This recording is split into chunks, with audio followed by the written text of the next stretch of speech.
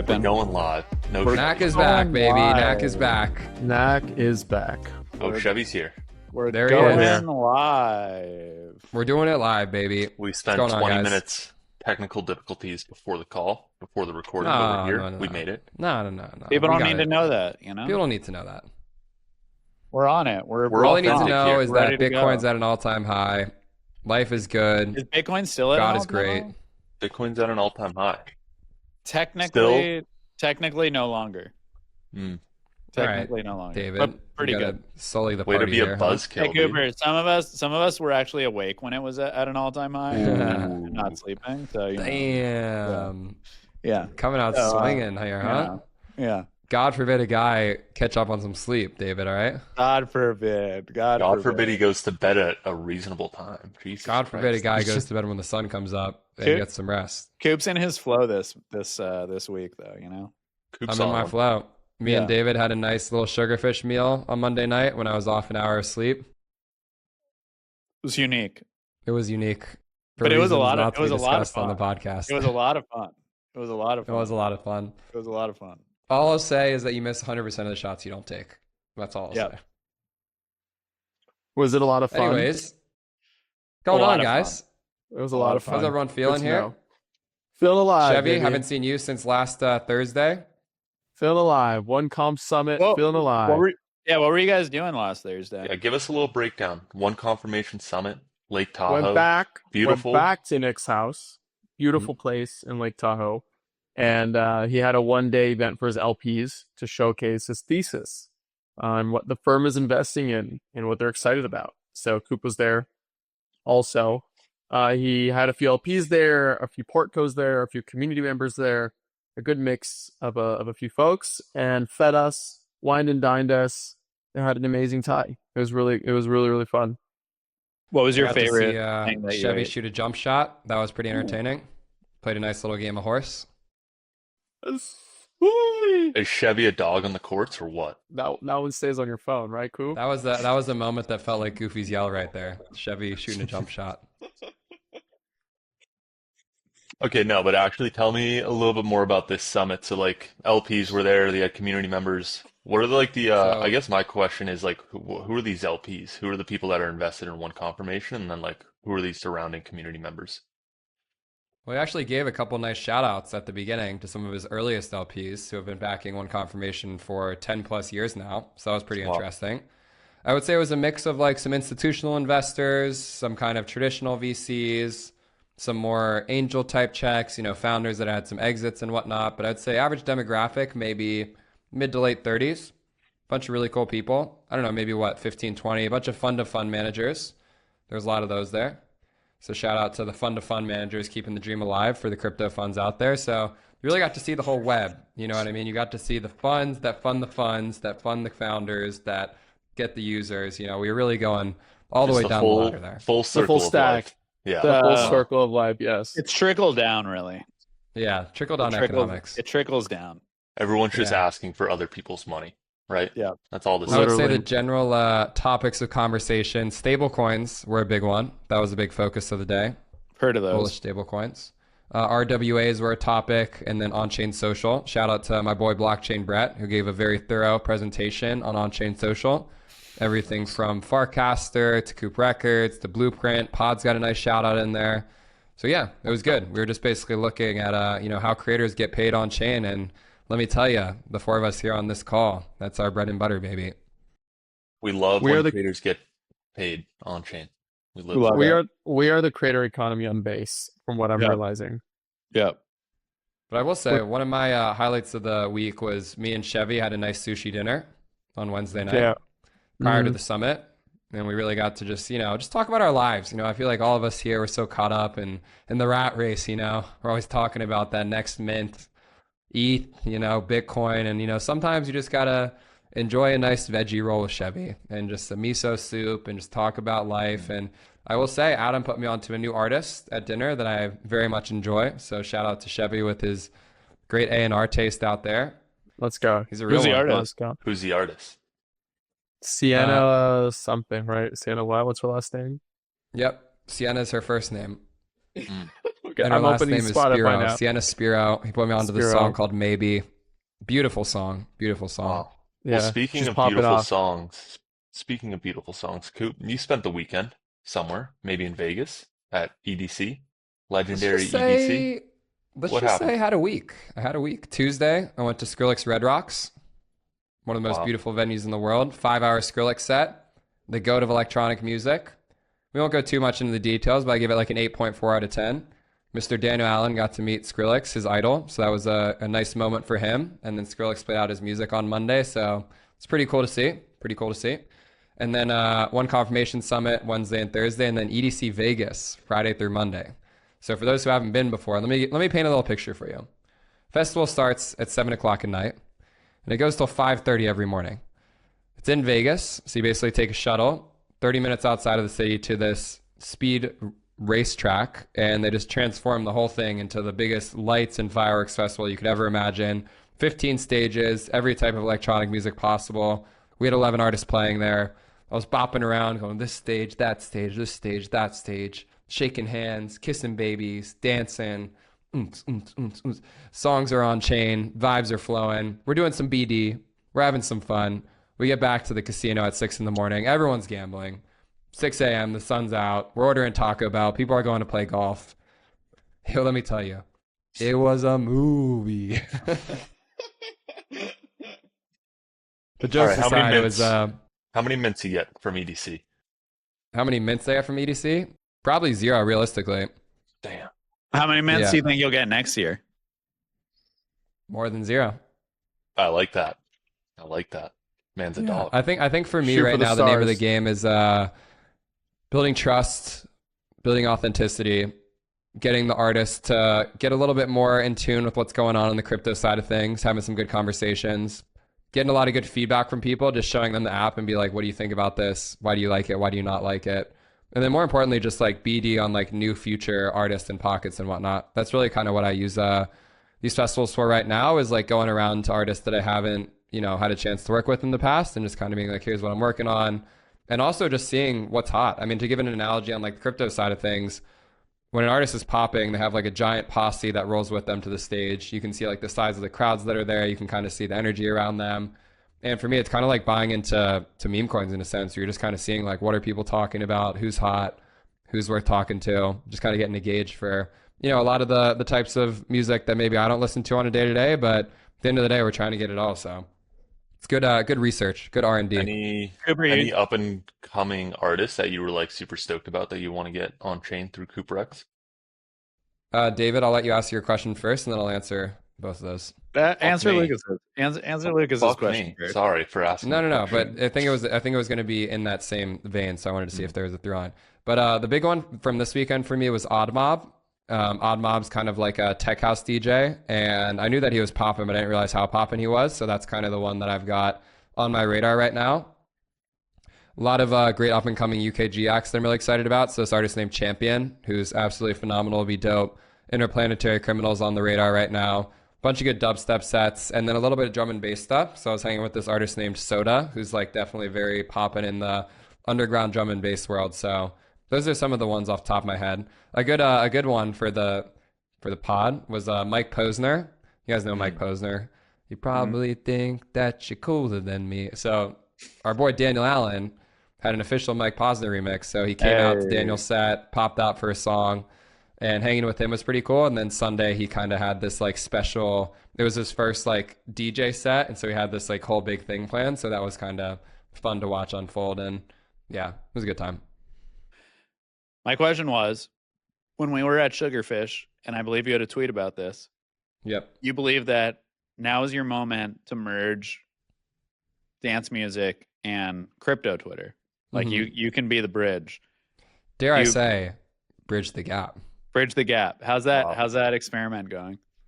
I mean, it's been 48 hours, so I don't have a lot of I don't have a lot to show for it. But in case you see my Twitter, I've been tweeting a lot more, been talking a lot more about music. I have come to find that people on EDM Twitter just live tweet at the raves about them doing drugs and sending it to like really hype music. And so the through line to them is basically like the same through line as like the most degenerate side of crypto Twitter, which is like shit coins and charts mooning and whatnot. So I don't know. I opened a pocket in my algorithm this week, which was like a whole other side of Twitter that I haven't really been as tapped into. So I am now energized and excited about growing Twitter again in a way that I haven't felt in a very long time. So TBD what happens with that, but felt like a new little portal opened up, if I may say so myself. Nice. Bridging the gap. Yeah. Finding the audiences. I do like that angle of like trying to find the other pockets of Twitter or like these communities that exist that are like overlapping based on like what we're doing. I'm sure there's a pretty deep podcast Twitter corner that I should, be more forward about getting involved in. So it's a good call out. Good call out. And the last thing I'll say on this topic is that we posted our first reel from the festival. I did a little edit, your boys in front of the camera. We posted some clips, threw it up on old IG. I had 2 of my TikToks pop off in the last 48 hours of some show clips that I posted. So we're getting out there. It's a slow burn, but we're getting out there. I might not be like David over here with his WAP army, but I'm trying one video at a time here. How about you talk more about that, David, the WAP army? I see you keep posting about that. So we've built a little army. Me and there's a great guy named Jackson who works at Hume. Great guy. Shout out Jackson.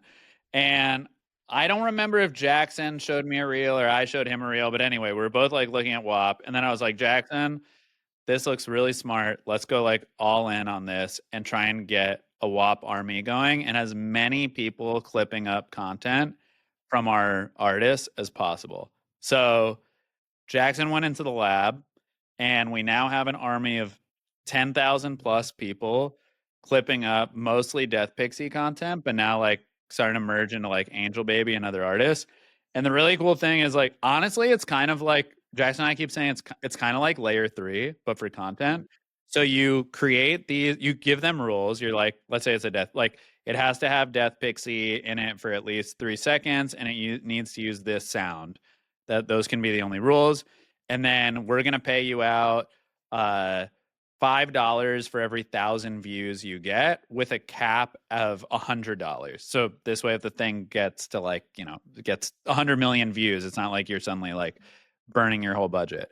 And all these people are just like constantly submitting videos. You only pay if they hit the goals. And you're just like, and we've been really good about like, really like we're in there in the morning, like how's everybody doing? Like, let's go make some great content today. Like, it's not just setting the incentives. It's also about building out like a Discord, just like everybody being pumped up and wanting to like, yeah, they're making money and yeah, they're incentives, but also them being like pumped up to do it and feel like it's in a good place. So nice. Also, how much have you paid out? We paid out the most recent campaign we did. We paid out about $900 for 4 million views. Wow. What has that done to your Spotify? Streams are up. Are they? Yeah. Why? How much? Depends on the artist. I'm actually interested. I'm fascinated. That's why I'm asking. No, I think this is really interesting. I've come across it too a couple You're in the times. hot seat now, David. The Chevy. Here's what I'll say. We're still, if we're going down that route, we're still trying to find the exact correlation between streams, but the social account is definitely getting more followers and more views on their actual account. The correlation with streams is unclear. Part of our hypothesis is for it to start to affect streams more. We'd probably have to spend more money. But now that we're seeing how now that we have this community going and we're seeing like the cost is really effective, we're willing to put more money into it, and we're going to try that next week. What would be a completely off the cuff ballpark estimate of how many streams you got from those 4 million views on TikTok? 100K streams? 50K streams? No, I think that's generous. Yeah, 10K? Yeah. But it's interesting because it's almost like, I think Chevy's line of questioning is accurate that you want them to convert to streams, but it's almost more about just like brand building and awareness, Mm-hmm. That's the way like more people having their eyes on these artists is huge for us. And if we wanted to convert more to streams, I think we'd have to spend more money. What we want to convert them to, David? Collectors. Collectors, Chevy. There it is. But wait, ding, David. Ding, ding, ding. So what measurable results has it driven you? Is it followers, increasing followers? Am I on another like VC pitch today? I've already done basically. I've already done 2 or 3 today. You know, I was expecting a fun break. hat is on, David. I was expecting a break today. Nope. No what breaks. Were you? This is the one confirmation summit.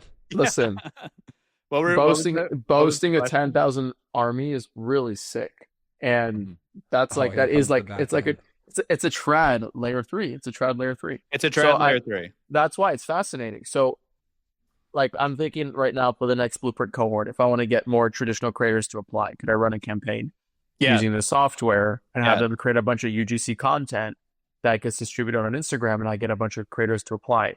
Yes. To join Blueprint. Yes, and that's what I'm asking. So did it like increase the followers? Like, what was the outcome that made you so excited? It increased followers. It increased views. I can't get like that many people creating content with Death Pixie or her sounds for that cheap. Like, it's just it's really cheap. Like, I can go run a bunch of Instagram ads and stuff, but I'm not going to get that many. And also the fact that it's coming from organic people. These aren't like influencers, so it just feels real and feels authentic, even though they are getting paid. They're not getting paid in the way you pay an influencer to do a post for you. Like, Chevy, you can go into our WAP community and post a video. And if it hits, do that, Chevy. If it hits right now. If it hits the threshold, like, you'd get paid out depending on the campaign. So very cool. What are you guys thinking what I'm thinking? We're 2 weeks into it, but more to come. NAC WAP. That's what I'm thinking. Honestly, that's a great idea. We get the clips everywhere. Actually, that is a great idea. Thank you. I appreciate you guys. That is a great idea. I like that. I like that, Coop. We'll start that up. David, noticed... my question real quick was like, are these all... Is it like one person's getting like 3 million views and then you get a bunch of like 100Ks, or like what's kind of like the distribution on it? Is it like pretty even across the board? Like each one's getting, kind of that goal, or I'm curious on like what the distribution is. I'd have to look at the actual distribution, but what is really awesome is, I mean, not awesome for the creators, but there are people who will post and they don't hit the views goal. So like we are getting a bunch of ones that are like smaller. Anyways, it's a Clippers world and we're just living in it. It's a Clippers world and we're just living in it. That's what it is. The clipping market is thriving. That's the TLDR. Speaking about, go for it. But what if instead of dollars, we gave them something else? USDC. What if we gave them? How about a song coin? A coin what if we gave represented them, by a song? What if we gave them Death Pixie token? What if we gave them Death Pixie token? What if we gave them a Hume token?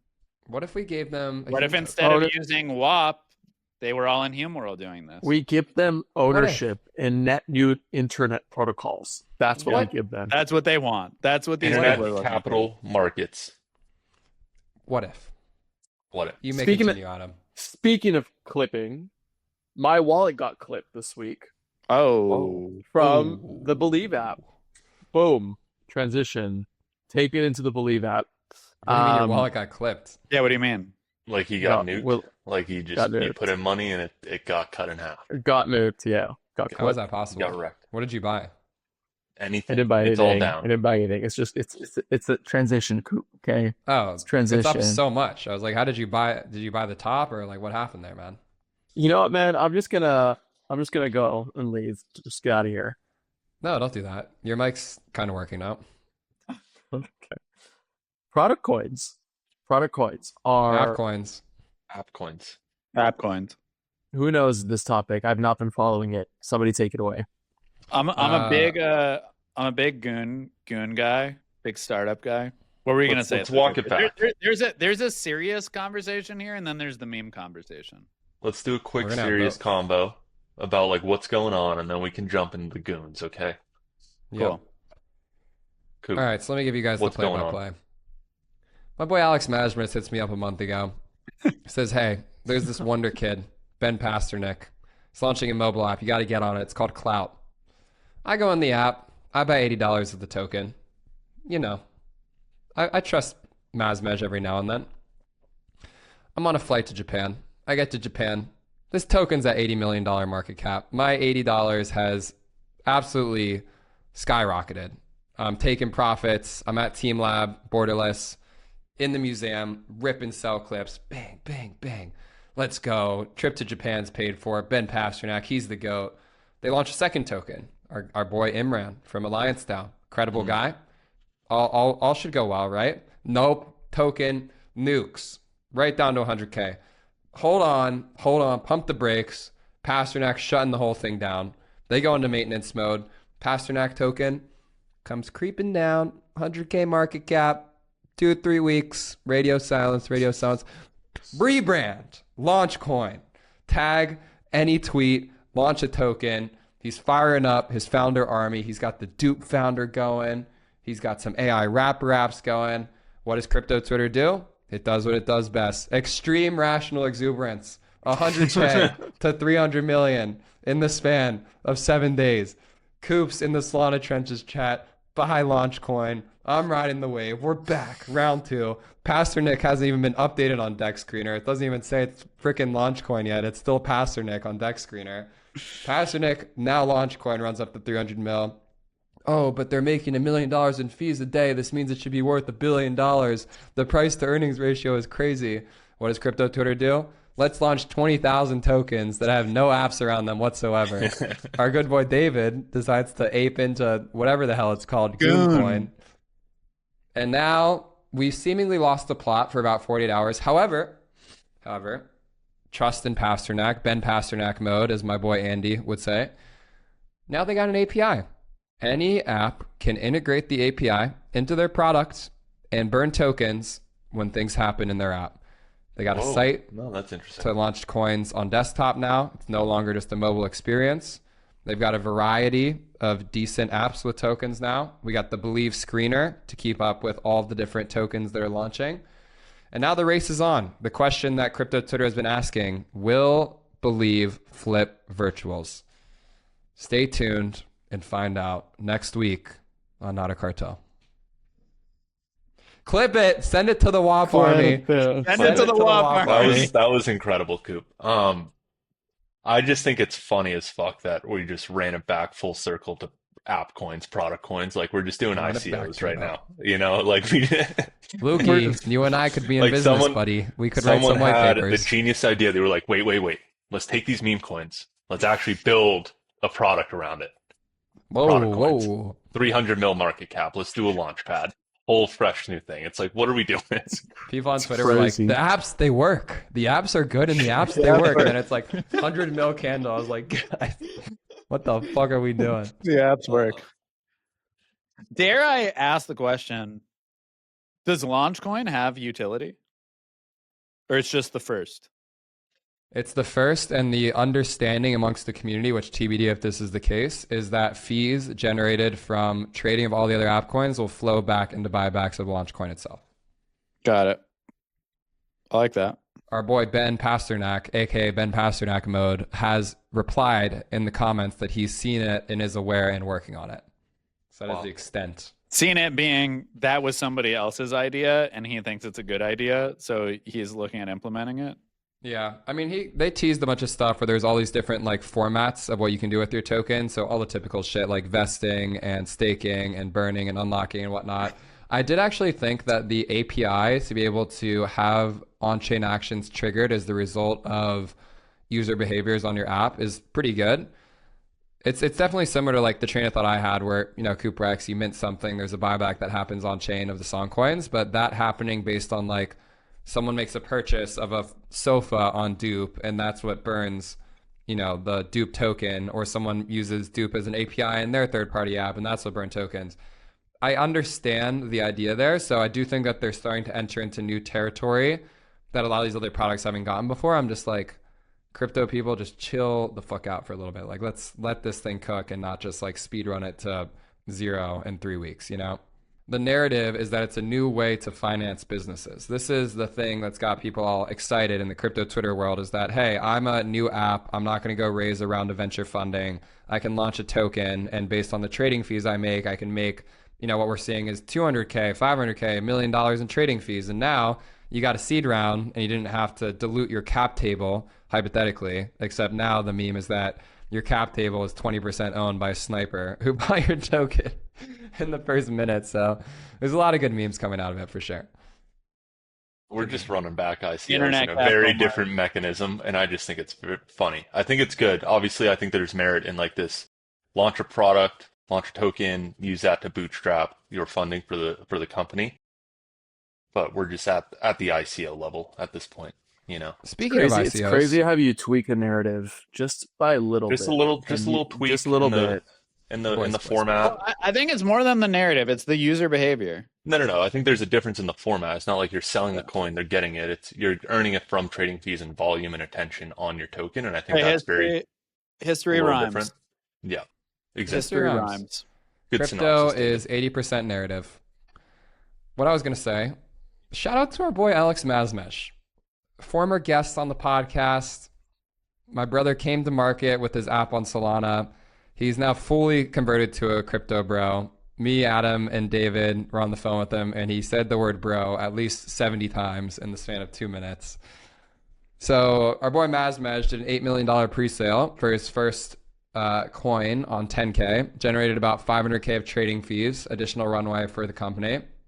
We'll see what happens next, but I like to say that Alex caught a little bit of the tailwind of launch, and I do think that he got the timing right. He's in it. He's got a mobile app that's in the App Store. It's pretty good. We'll see what happens with it, but shout out to our boy Mazmesh. Shout out, Alex. I'm watching WatchCoin. The watch to earn concept is pretty cool. I like the idea of earning for watching. Might as well get paid for all the brain rot. What else do you think you get paid for these days, Adam? Let's just say hypothetically, you're out in Santa Monica, walking down the street, scanning, and you stumble upon this store that pays you to scan your iris. What's that? Worldcoin. David and I went to Worldcoin, the pop-up store. Or David, I don't know if it was a pop-up store. They said they're going to be there, and we confirmed it was not. They were like, no, this is a store. This is not a pop-up store. This is it. And hold on. Let's back up here. So WorldCoin just actually has a physical permanent store, and they're not selling anything. It's just there to scan your eyeball. That is correct, Lucas. Yes. That is correct. Fucking good on them. I wish we had that type of money. You can't buy anything in there. Like there's That's hilarious. Only earn money. They could make some coffee. SpongeBob meme of like shut up and it's like the free money. You know that SpongeBob episode where he like makes all the money selling burgers, so he has cash and he's just handing it out. He's like, I'm gonna get back in line. And so that's literally the WorldCoin store. Well, check it out. I wanted to go in there and experience what it was like to do an IRL quest. That's what I wanted to do, and it was quite the experience. I'm a quester. It was quite the experience. I'll tell you that much. First time I earned something for doing something in person, like crypto, and David and I, we walked in there as like complete crypto newbies, like not knowing what's going on, and just wanted to get the full experience as much as we could without our biases. And they were very friendly people. I'll say that, but the entire experience sucked. And it sucked because I didn't really get the process of what I was doing and why I was doing it. And I couldn't understand from them what's the point of the crypto itself. And when they were like, oh, we'll give you money for scanning your eyeball. And then I was like, oh, what kind of money? They're like, oh, it's like this crypto thing. Or like, you'll just get some crypto. I was like, oh, what do I do with the crypto? They're like, oh, you could just like sell it if you want. You know? but it's on a 12-month vesting schedule. Yeah, so I got $50 for scanning my iris, and it vested over 12 months. Over 12 months. I guess that's like that's $5 a month. You know, that's something in somewhere. I will say, cool. I'm slowly coming around to the concept, and there were some things, Adam. I think like the reason you wanted to go there was because you heard that people are getting really good distribution through the Worldcoin app.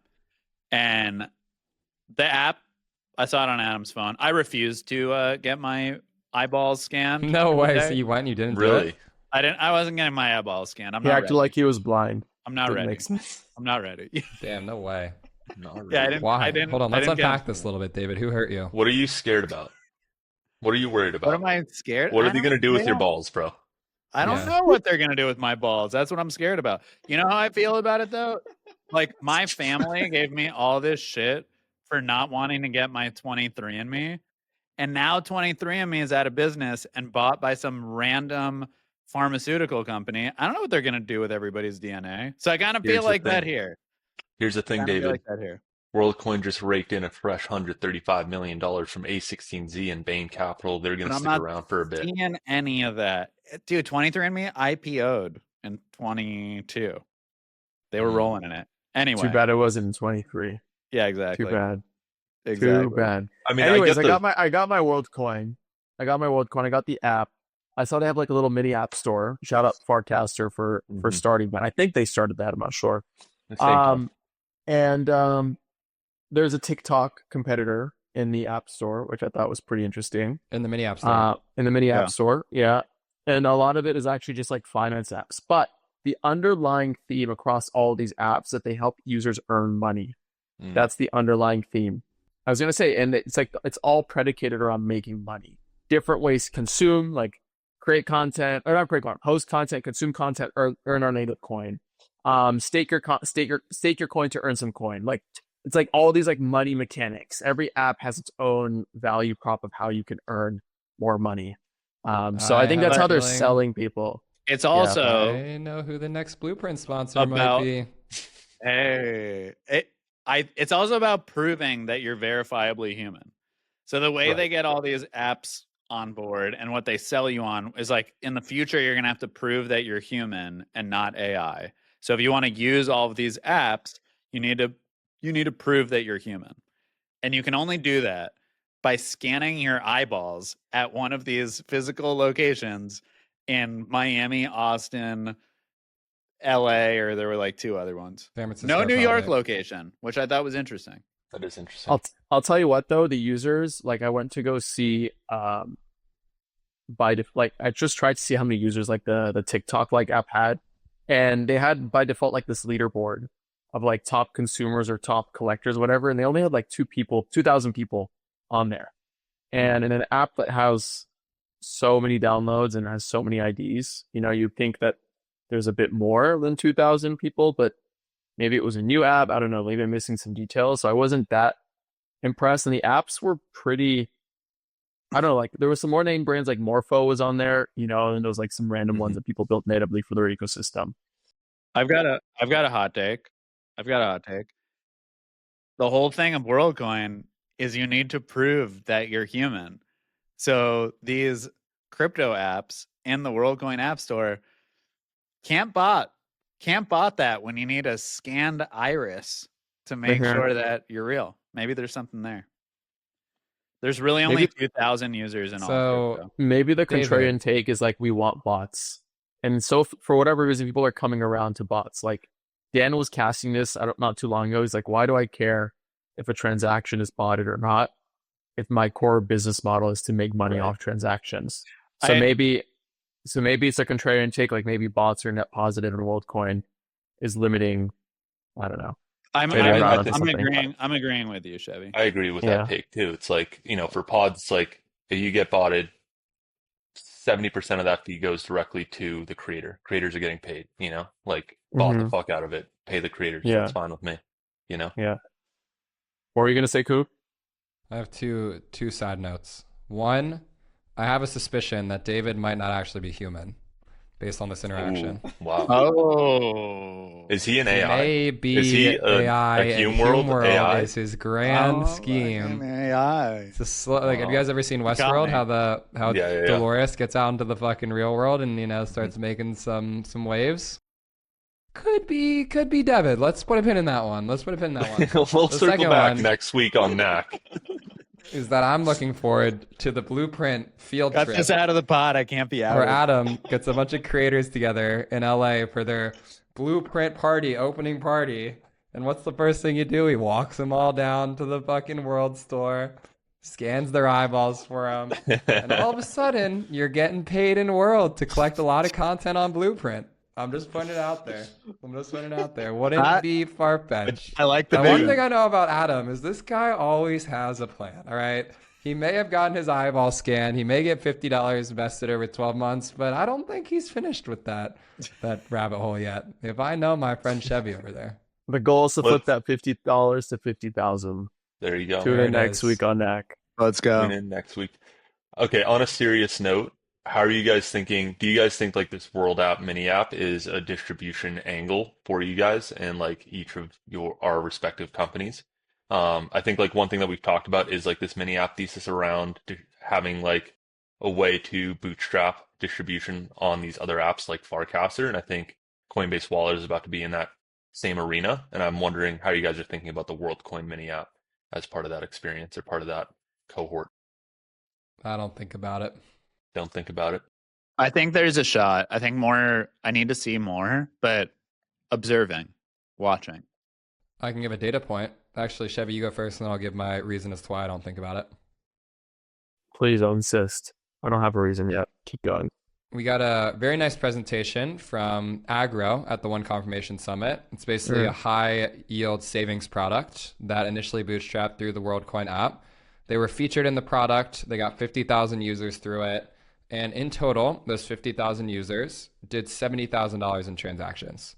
So basically what I think is happening is that these users are getting $50 vested over 12 months. They're unlocking their dollar at a time, and they're spending their $1 in an app one time to be able to possibly farm the airdrop of these mini apps in the World Store.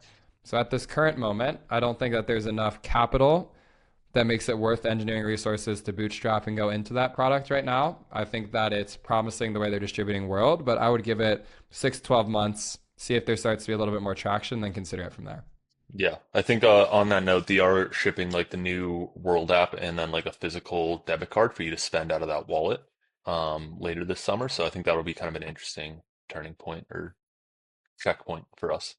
Does anybody know how close the actual connection between OpenAI / Sam Altman and Worldcoin is? It's pretty tight. Sam is the biggest holder of Worldcoin, to my understanding. Okay. Which means, this is why I bought some Worldcoin. He ain't dumping. This guy's chilling. This guy's got a bag. Right. It's locked up. He's not going to be dumping in 12 months when his vest ends. He's got bigger fish to fry. And so Worldcoin could go up. NFA, I did buy some. Could go up on the back of the founder not dumping the tokens. It's pretty bullish. That's a bullish take, yeah. They boast having 26 million users are part of the World Network and 12.5 million, or 26 million users, and 12.5 million have verified their unique humanness via the org. So if 12.5 million people have $20 in their wallet, I mean, it's a good amount of dough. In your shitcoin career, you look at the chart like this, that's not a bullish chart to you? Eh? Can you go to the market cap? You're telling me. Just go to the market cap real quick. Let's just take a look. I'm not opposed to this. This is a good chart to be buying right now. No, but go to the market cap chart. The market cap. Instead of price, go to market cap. Yeah, right there. There we go. That's the bearish chart. What are you talking about? You think people are looking at the market cap chart? No, because it's just unlocks going up, and then people are dumping it, and that's why the price is down to the right, and the market cap's up and to the right. Fair enough. Speaking of bags that I bought this week, Cookie. Oh, man. Hey, that's a good chart. I'm up. What's up with Cookie? I'm actually glad I bought back because I was holding it here, and then I was like, this thing sucks ass, and then I sold it. And then I got a little invite to their new Cato competitor, which, by the way, shout out Cato, hovering at $2 billion FDV on its way to all-time highs. Hey, it's incredible. Pretty good. Wow. So I don't know what the hell's going on here with this like smart followers, etc. But there's a narrative here, and it's this is like the third. Yeah, this is the third app. There's one other one that was right before this. That was similar. Legion, maybe. I can't remember the name. Something else. But anyway, interesting. Yeah, I mean, shout out Cato because I was unaware of that project up until like the TGE hype, and then it just has been crushing since. So let's also just flash one more chart here. Shout out to my boy Faultproof Ben. He's liking this chart. Right Hyperliquid. Yeah. And I need to rotate some soul into hype. That's going to be my game plan tonight, This is where I mid-curve. A shitcoin is like, I look at the $27 billion FDV and I'm like, there's no 5x here. You know, Oh, there's that's a my tough part. There's a 10x here. There's a 10x here. This is the new Sol. This is the Sol of last $270 cycle. billion is crazy. Yeah, zoom out, my guy. Yeah, zoom out. Zoom out.